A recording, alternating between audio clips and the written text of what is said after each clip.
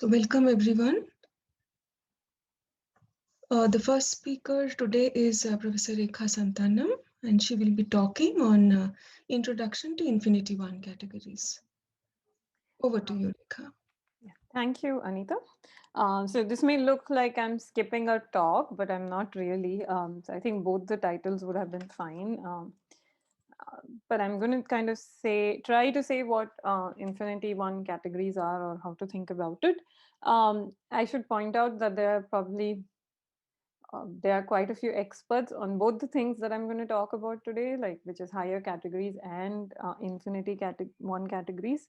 So I'm also just learning these topics myself. Yeah, I'll try to do the best I can, as much justice as I can to it.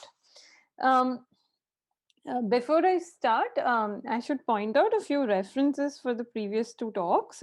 So they were quite basic, but still, um, so for model categories, I was referring to Dwyer and Spellinsky's notes. I think it's called, now I forgot, but maybe just model categories.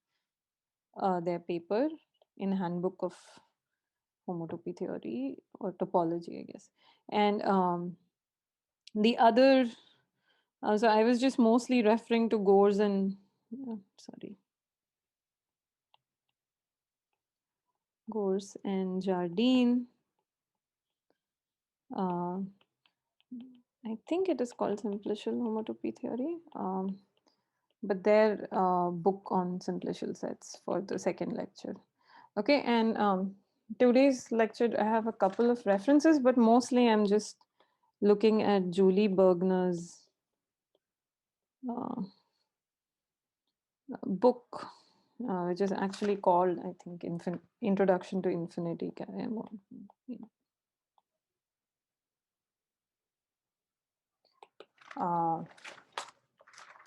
Either Infinity One or Infinity Categories. I will fix that in a bit. 1 second. So I think Introduction to Infinity One Categories.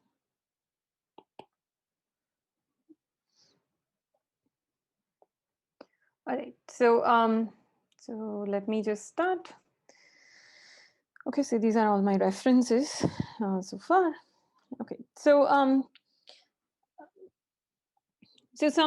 there are like several reasons why one would want to think about Infinity One categories, and I'll try to do some justice to how these come about. I hope I'm audible. The mic is a bit far. All right. So let me start with the most natural example. Okay, so natural example of, so I will start with talking about what kind of higher categories do we tend to talk about. So one natural example that we can talk about is one may want to talk about the category of small categories. So I'm wish-washing any categorical issues there is in defining this. By that I mean that, so I may want to talk about, so in some sense the objects are small categories. So each,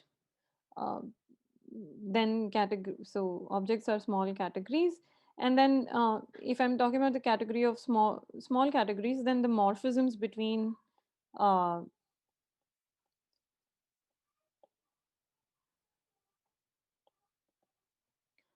them are just given by functors. But one may want to then study, so we also have a way to compare two functors. So if I have a functor from C to D, if I have two such functors, then I can talk about a natural transformation between them. So I also have something, so if I think of this as my one morphism, then I naturally have something at the higher level, which I would call natural transformations.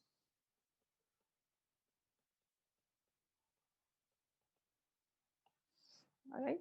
So there is immediately a natural reason why you would want to go into two categories. I guess, yeah.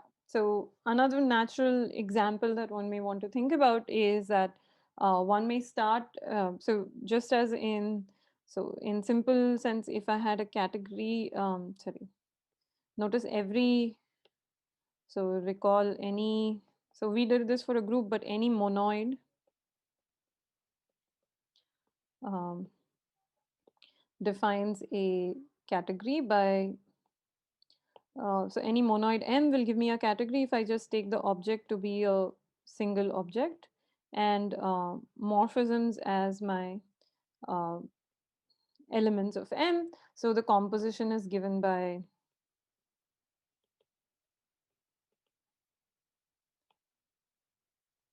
multiplication in M. Okay, so just like any monoid will give you a category, one may take a monoidal category and then construct a two category. And since I will need the definition, I'll just quickly remind what I mean by monoidal category. So a monoidal category uh, is a category C uh, with uh, monoidal structures, which is given by, so a functor from C cross C to C, and sorry, I just want to be clear that I don't make, and a unit object I belonging to C. Uh, okay, uh, satisfying a bunch of coherency conditions.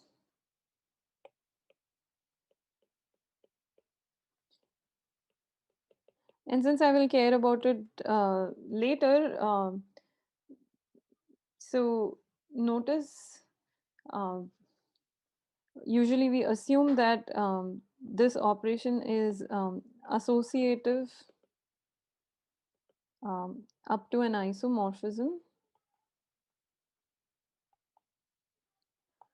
And if I actually write down a diagram with, okay, at the end, if we write down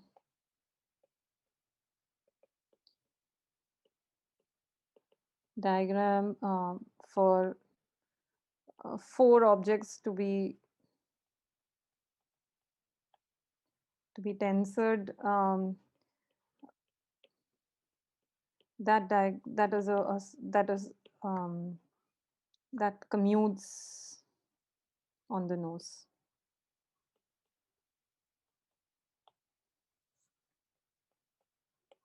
Okay, so so there is a bunch of structure which comes from a monoidal category, and then if you have a monoidal category, you can make whatever I would mean by a two category using it in the sense that suppose my monoidal category. So I should. I'm sorry, I'm using C here, so let me just for. I don't want to use M because I keep using M for model categories. All right, so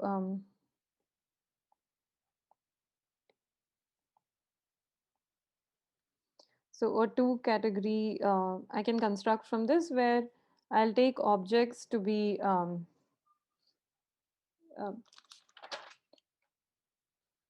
so again object, there is just one object, and now morphisms is again going to be a category, will be this monoidal category V, in the sense that now uh,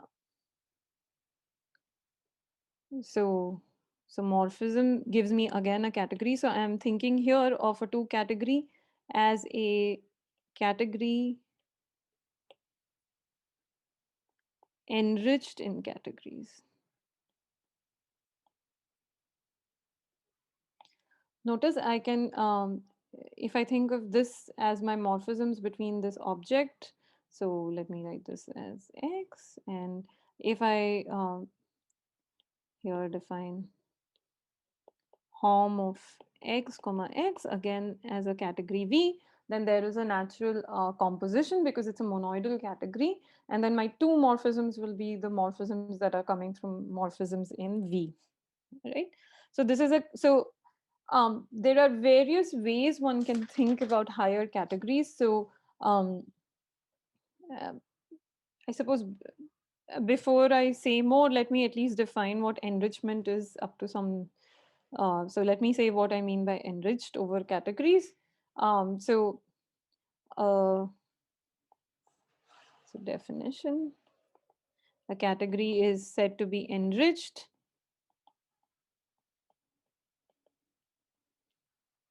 so a category C is said to be enriched over a monoidal category V um, if there exists so I mean the objects of these categories are same as the objects in C. If there exists for every x y in objects of C, I have a mapping space which is an object of V, okay, and I have an object and morphism in V from the identity object in V to the mapping object from X to X, um, satisfying a bunch of some coherency conditions.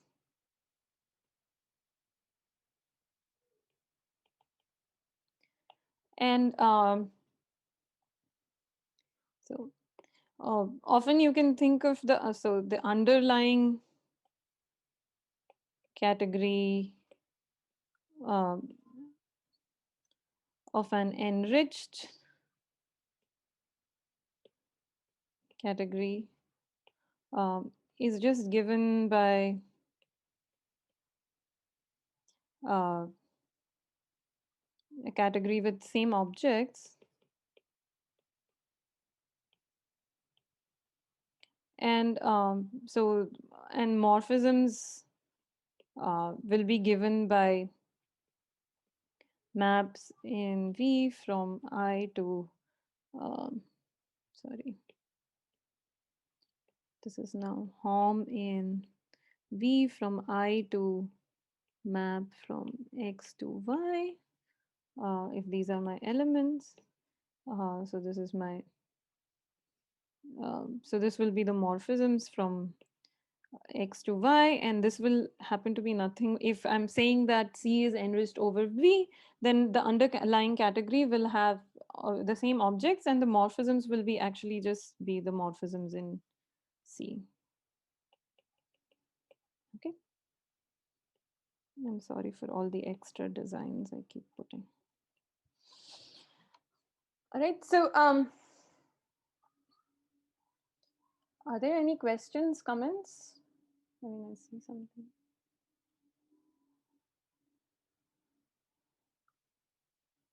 Okay. If not, let me just continue. So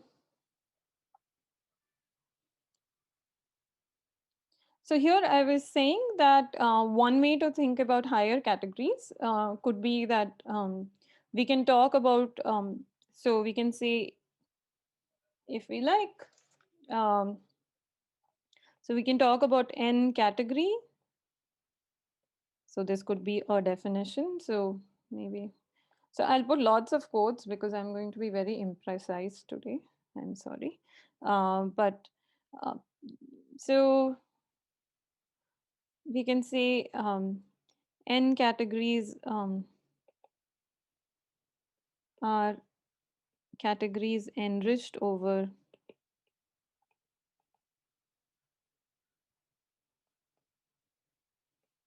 n minus 1 categories. Okay. So in that sense, a two category could be defined as a category enriched over categories and so on. And the second I start going up higher from like the usual category to the higher one, I have to start worrying more about all these coherency diagrams, which I was avoiding to write down. So just to say what happens, so notice in the so when I said in the previous example, so or so okay, uh, maybe I don't want to write the diagram, but let's see.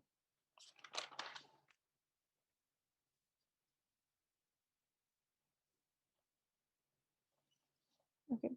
So let's just go back to our example where we said that we can think of, so we said a two category is some, oh, sorry, I don't know why. So two category is a category enriched uh, over categories. So in that sense, I will have objects as categories. So what something called one morphism as functors. Two morphisms will be natural transformations. And notice here I will have to talk about composition. And then again, I will have to talk about composition here of two morphisms. And usually then there is a notion about a vertical homomorphism and a horizontal morphism and so on. So there are a lot of things as I go up higher, there are a lot of diagrams I have to write down to make this precise. And there is more than one way to do this. And so there is one way where you want all the diagrams to commute like not up to isomorphism but actually commute, and these are called, so there is a notion of um, strict and categories, and you may want to so one may worry about whether my whatever definition we give is actually equivalent to strict categories, and so there are questions one can worry about. So one can ask questions about whether every so you can ask questions like whether whether a n category that we define, okay, whatever that mean by that, can be strictified, etc. Okay. um so there are all these notions, but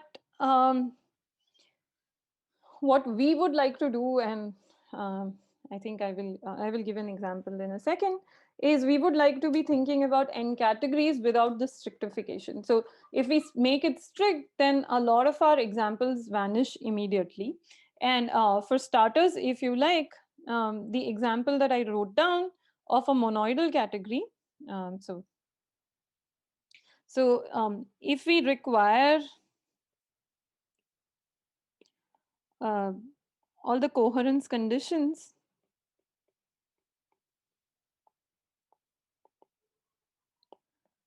to be strict, then we lose out on lots of examples.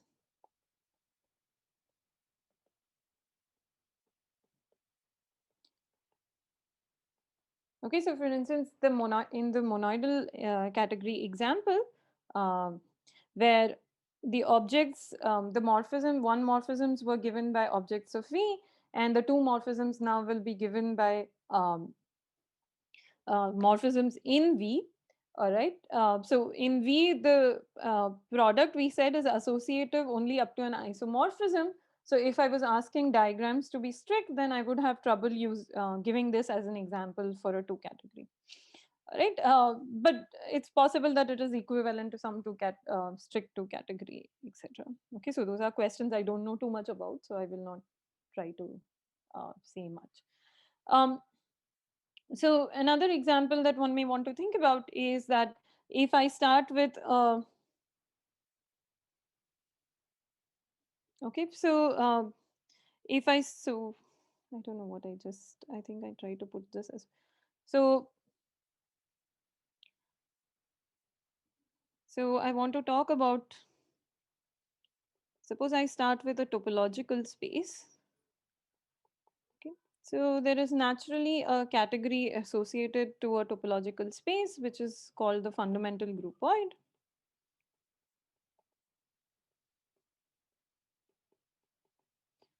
Okay, so if I take X, then basically my objects of this groupoid are elements of X. So the object set is X itself, and morphisms. Um, so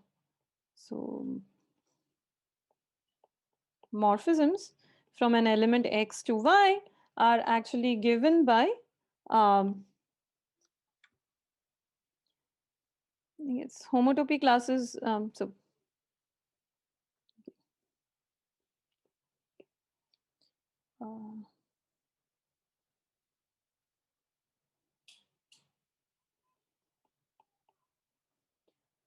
of paths um, between from X to Y, sorry.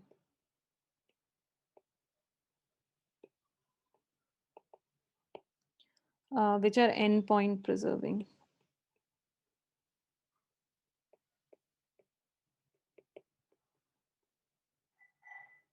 So I think this is often called path homotopy. So so notice this. So if I was just talking about paths between, so in particular, if I take all paths from X to X, then what I have defined here is homotopy class of loops at X. So this will just be pi1 of X at X, right? In this. And so the fundamental groupoid, remember, just keeps track of all the fundamental groups at different base points, right? And one can make this into a category. And notice here composition is then given by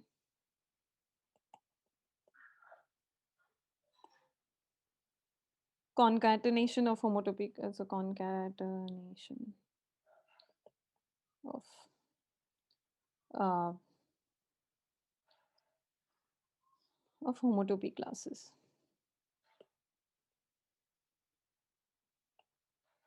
Okay, and all the coherence diagrams now. So in general, when I talk about associativity in homotopy, usually there are more than one ways to write down the associativity diagram, and all the associativity diagrams turn out to be the same up to choice of homotopy.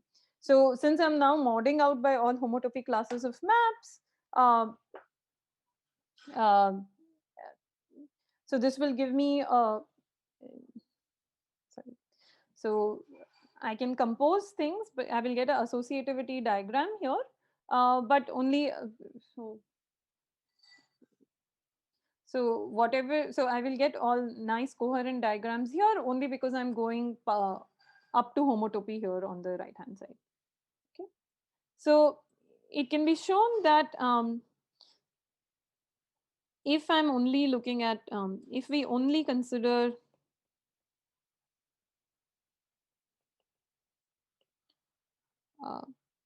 one homotopy type. Okay.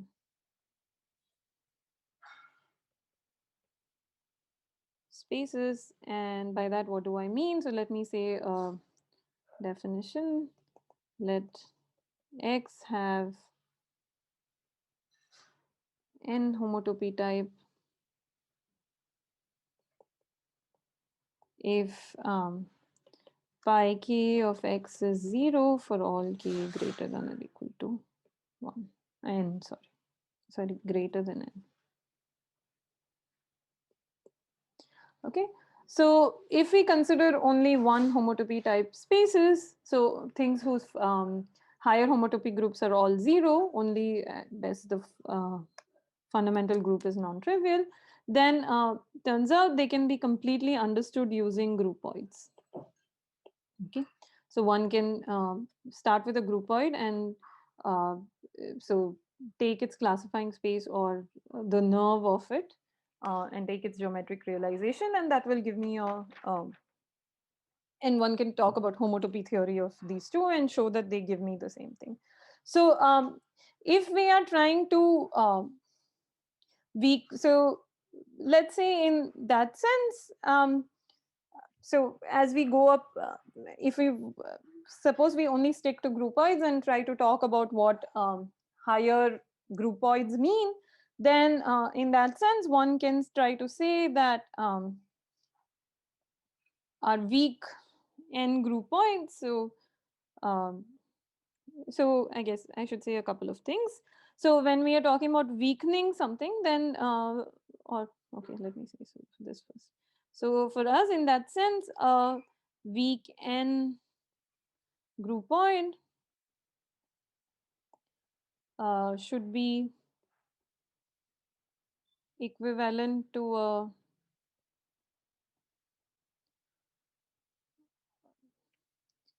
topological space with n homotopy type,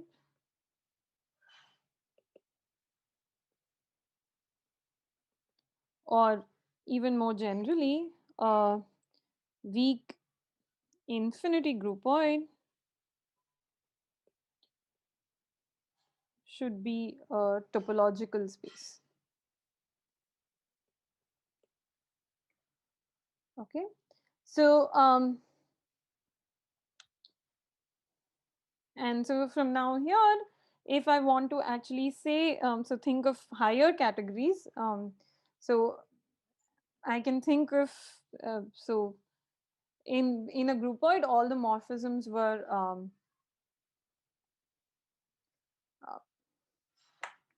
uh, so all the morphisms were invertible. So if I'm thinking of a I guess infinite. So if we say that so in some sense, when we talk about infinity n, we want to basically be saying that uh, after the level n, all the morphisms are going to be invertible.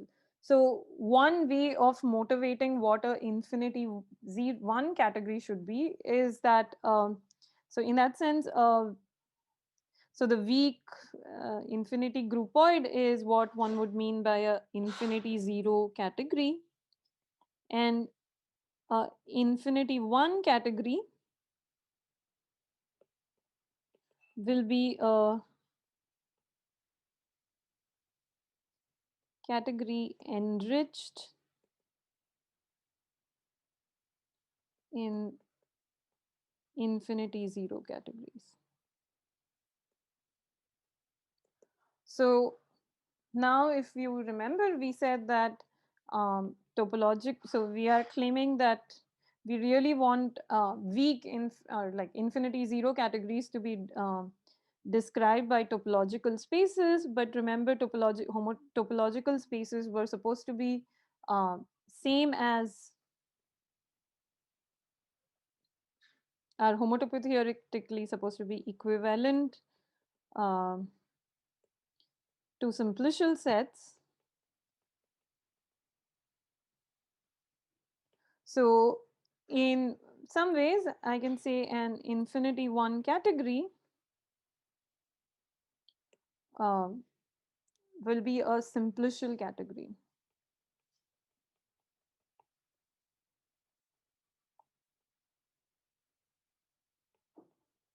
Okay, so this is the heuristic idea anyway.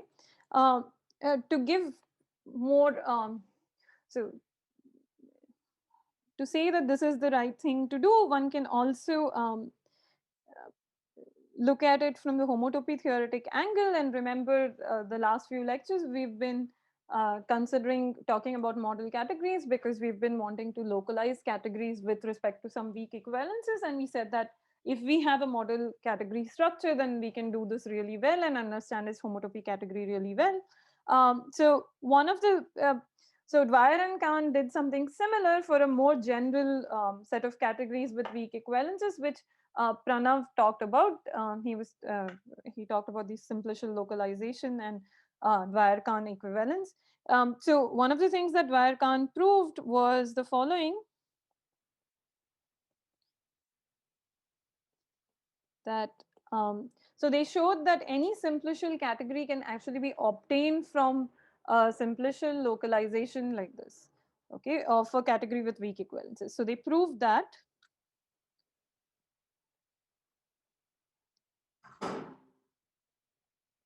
up to a Dwyer Kan equivalence, any simplicial category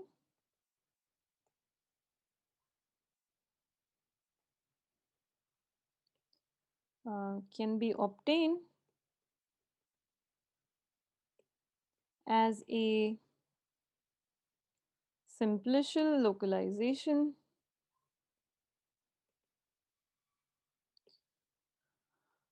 of a category um, with weak equivalences. So a category with weak equivalences is usually just means that you have a class of weak equivalences which satisfy the 2 out of 3 condition that we talked about, and it's okay. So so the whole, I guess the slogan is that so I guess the slogan that we want to follow, or is what is proposed by all in when people talk about infinity one category, is that so basically so if I'm saying that infinity one categories um, are described by so or rather so notice so better way to say is that simplicial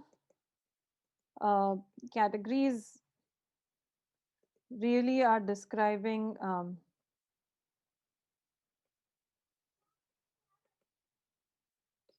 some categories up to uh, homotopy, whatever we mean by homotopy in that sense, like or up to weak equivalences, okay, and so or rather so even when we were talking about infinity categories, we were saying that we want to somehow weaken the strict things, or rather I can also say that infinity one categories are really describing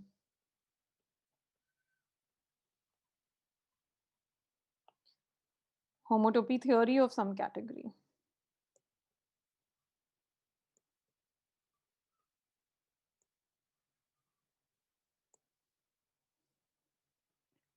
Okay, so this is just to get some heuristic idea about these things.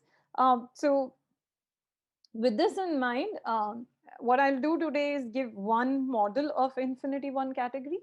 And so using this idea of groupoids, and next time I'll give another one, and if I have time, I'll try to at least say why these should be the same thing. Okay, so let me just uh, give you this model. So I want to give you this model of so I want to now talk about quasi categories.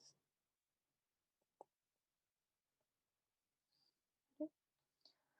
So before I get to it, let me just remind you of a couple of things.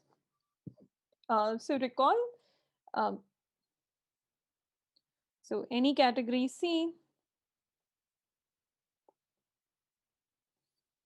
um, I can take the nerve of its category, nerve of C gives a simplicial set.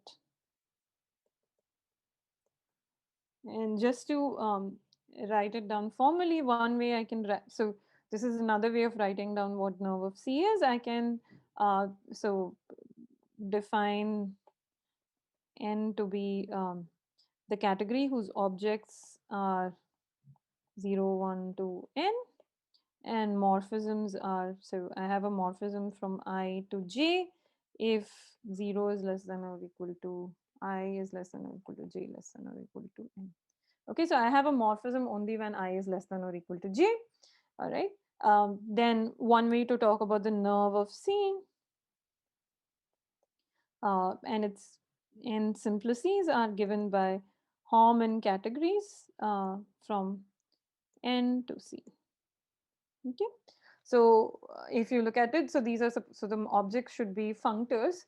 So that means I should get a map from 0, 1 to n. So I will have n objects in n plus 1 objects in C. But on the other hand, they should be these composable maps between them. So I should have, so objects of this, no, so the nth simplices. So n simplices look like, okay, I should not use arrow for everything. Look like a bunch of composable arrows in C, right?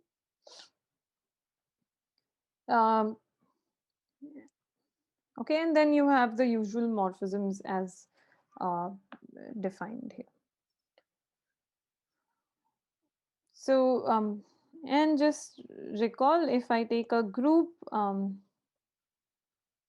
G, I can always take, think of it as a category by taking objects to be a point and morphisms to be the group G.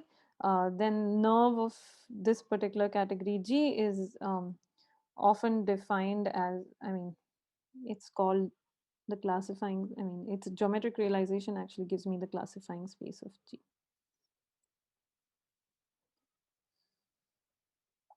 All right, so I cared about, so the point is every category gives a simplicial set by taking the nerve, right? And notice that if I have an equivalence of categories,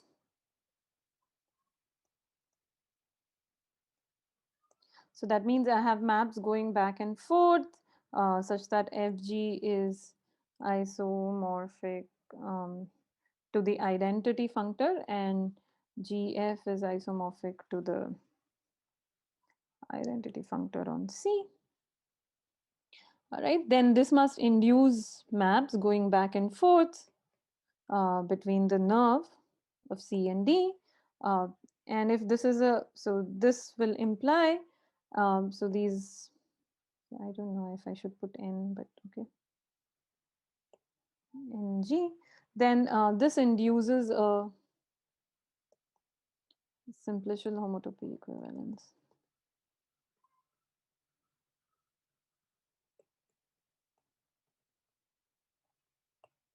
All right. So I can't recall if we defined what a simplicial homotopy equivalence was last time, but just to be, just for completeness. So a simplicial homotopy. So once you know what simplicial homotopy between two maps K to X, F and G is given by H. So map H, a simplicial map H from, so remember delta 1 was the standard simplex. Okay, so I think I will write that down in a second too, just because I'll be using this.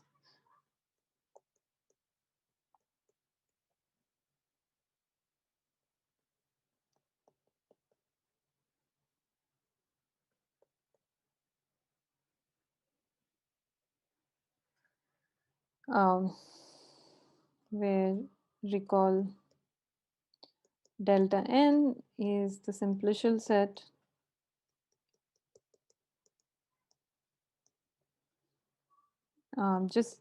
it's the representable, so it's just given by Hom.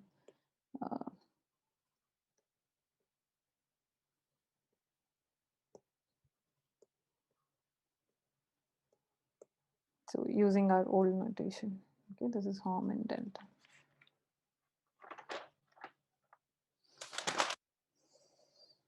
Right. Are there any questions?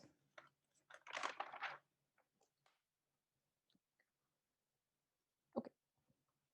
So just to write down a couple of examples. So if you look at 0, which is just, so in this notation, if I look at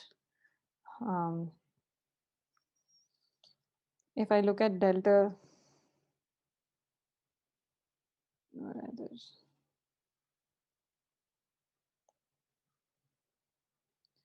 so if I just consider the category 0, which is just has one object and then just one morphism, which is the so there is only one object and there is one identity morphism. Then we can talk about, so you can talk about the nerve of this, okay? And similarly, you can take I to be the category who has two objects and just one morphism between these two objects. And then, of course, I have the identity morphisms. So one can show,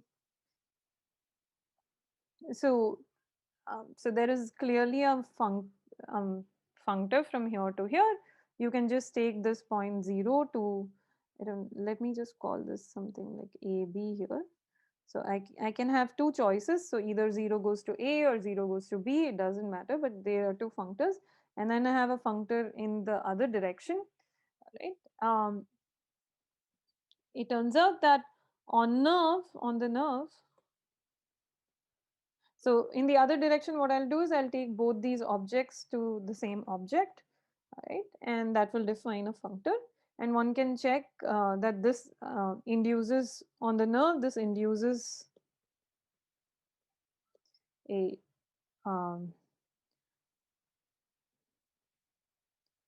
homotopy equivalence.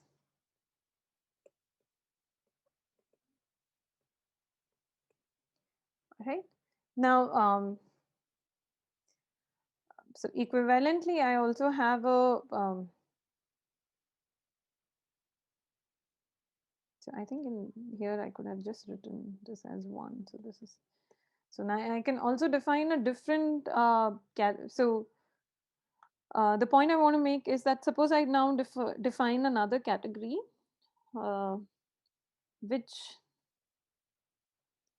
so let me now define this category I to have this two objects A and B, and there is a morphism in this direction and there is a morphism between B and A, and this induces an isomorphism.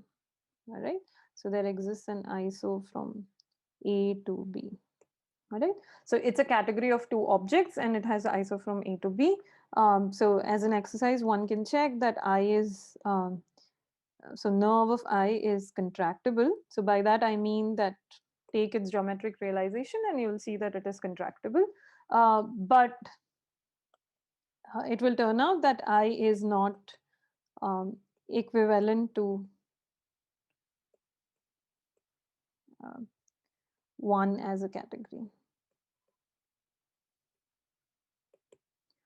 Okay, so this is just to say that here I had this functor from categories to simplicial sets, which took equivalences in categories to weak equivalences in simplicial sets, but the converse need not happen. So this need not be true. If you have a weak equivalence in simplicial sets, it may not actually come from a equivalence of categories. So the point is that if I want to distinguish categories using simplicial sets and the nerve, then I need to know that two non-equivalent categories cannot be weakly equivalent. Their nerves cannot be weakly equivalent.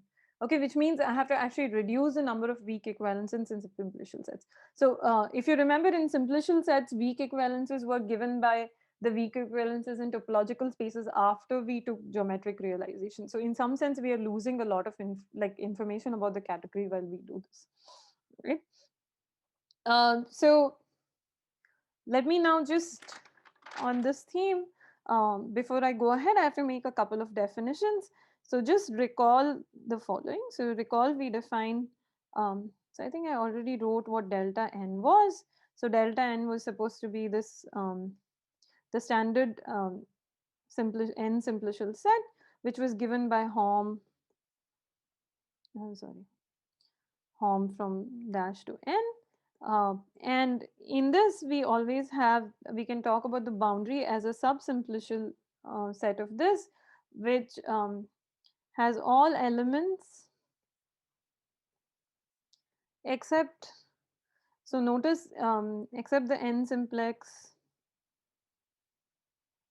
So the n simplex, which is an identity map.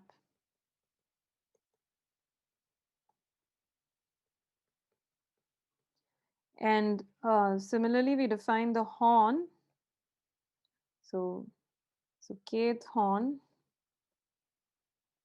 in delta n has all, so in fact it is sitting, so this is now a sub, it's sitting inside the boundary, has all elements of the boundary except um, the n minus 1 simplex, which will basically take, so I have to leave out, so this is the one which is not in here, so it's the simplex which takes 0, 1, n minus 1 up to 0, 1 to n by skipping out k. Okay, so all it gets mapped, it's an order preserving map, but it skips k. All right, so except for this, the horn has everything. So maybe just let me write down what this looks like in the simplest case. So if I think about delta 2, so remember, for two high, for so the two simplices, the two simplex is just the identity map. Okay, so the one simplices here will, um, so maybe it's easier for me. So remember, it will have these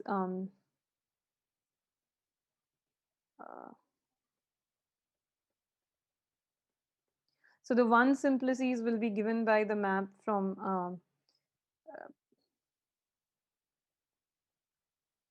so there are different maps from 1 to 2, okay, which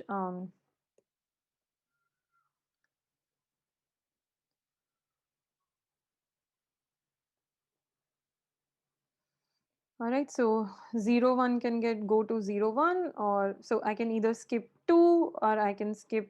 So if I'm skipping 2, then that is this map. If I'm skipping, if 1 is going to 2 by skipping 0, so that is 1, 0, 1 is going to 1, 2, then that is going to be this map. And the map which takes 0, 1 to 1, I guess 0, 2, that is going to be given by this map, okay, which skips 1. All right, so this is a picture of so the boundary of delta 2. And if I want to describe the horn, let me just do a couple of pictures. So I'm saying that I'm skipping the, so in these three, I should skip the one which skips 0. All right, so that means this will actually look like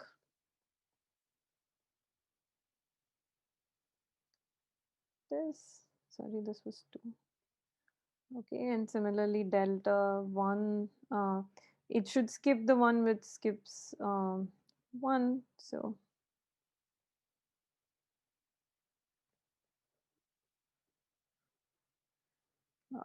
and so on. So one can write down what the horn looks like in this sense, or represent it this way. Okay, so now remember what the nerve of a category. So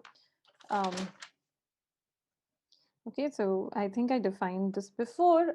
So I will need 5 more minutes, Anita. I know I'm almost out of time, but Yeah, it's okay, Rekha.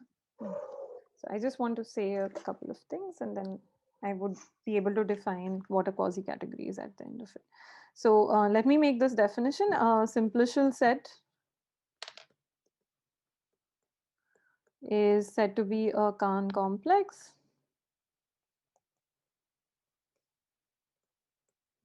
So which we had mentioned earlier. If there is a lift, if there exists a lift in this diagram, so simplicial set X,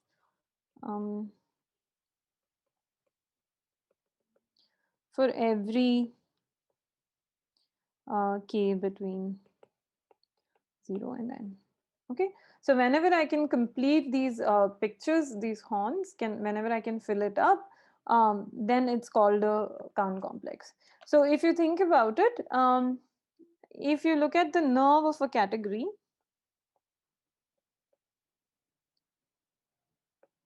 so let's see be any category and I'll take its nerve. Remember its n simplices were made with composable morphisms. So just as an example, if I took, so let me just be sure. So if I took this k, if I looked at this example to the nerve of a category, then this lift will exist. Because any two simplex here, so notice any simplex like this, I could just compose it to get a two simplex from delta 2 to here. All right. So more generally, one can show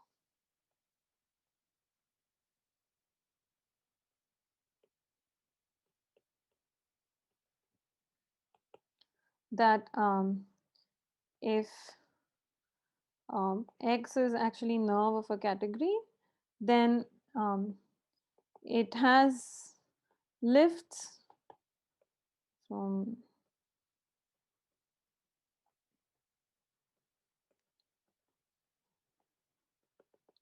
for all as long as I'm not at the endpoints, because I cannot so so the issue here is that suppose in this picture I have a morphism like this and the composed morphism like this, and I have to fill it up with this morphism here. Okay, sorry, I don't think you can see what I'm doing. Okay, if I have to fill up this morphism in the category C, then I need to know that this must be invertible. Okay, so it turns out that if my category was a groupoid and I was talking about its nerve, then it would have been a Kan complex. So here's a theorem which we can write down. The nerve of a groupoid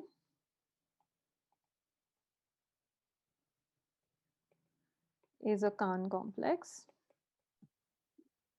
In the above theorem, the lift exists uniquely. It might be If in I the want to say if and only if, then it has to be unique. yeah. Okay. I'm not there yet, so I wrote only half of it.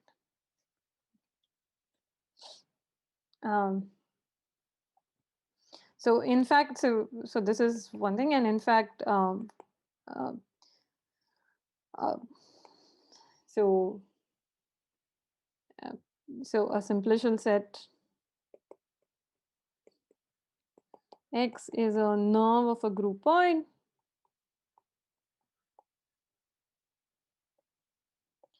if and only if the lift in each diagram is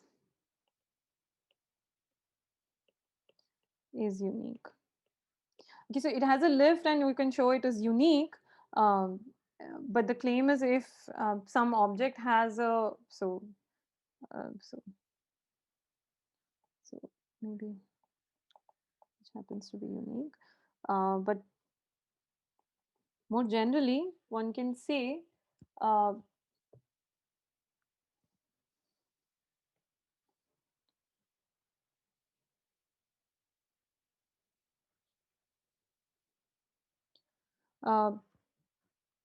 so in this sense, if you think about it, this basically says, so one can interpret it that the Kan complexes um, model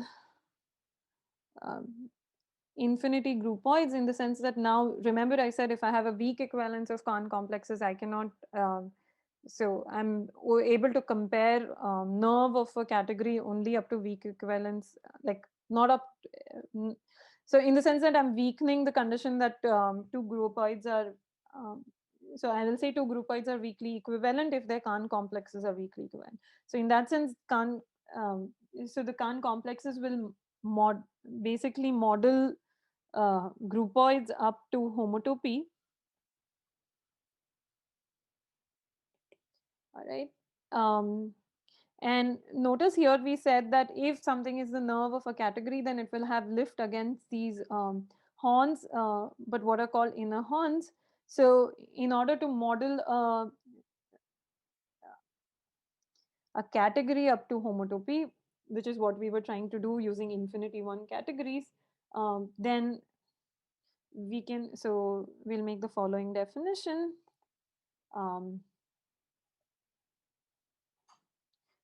We make the following definition: an inner complex is a simplicial set X such that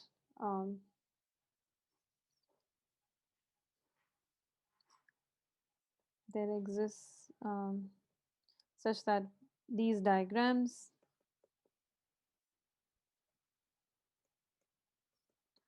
lift for all the whole point is this should not be there, for all k between 0 and n.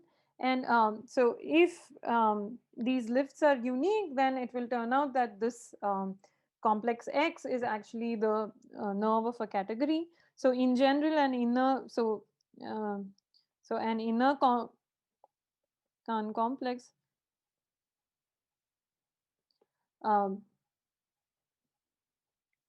will model what will model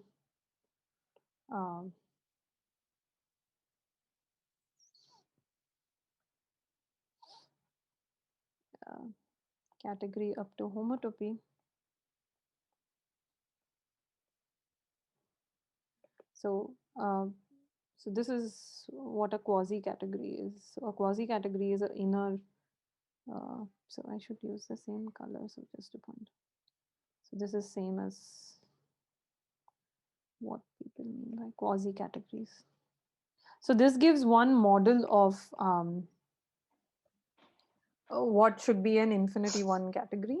All right. So the idea is that, so if we remember our model category on simplicial sets, then the fibrant objects were exactly these Kan complexes, and every simplicial set was weakly equivalent to a Kan complex. Okay, so in that sense, they were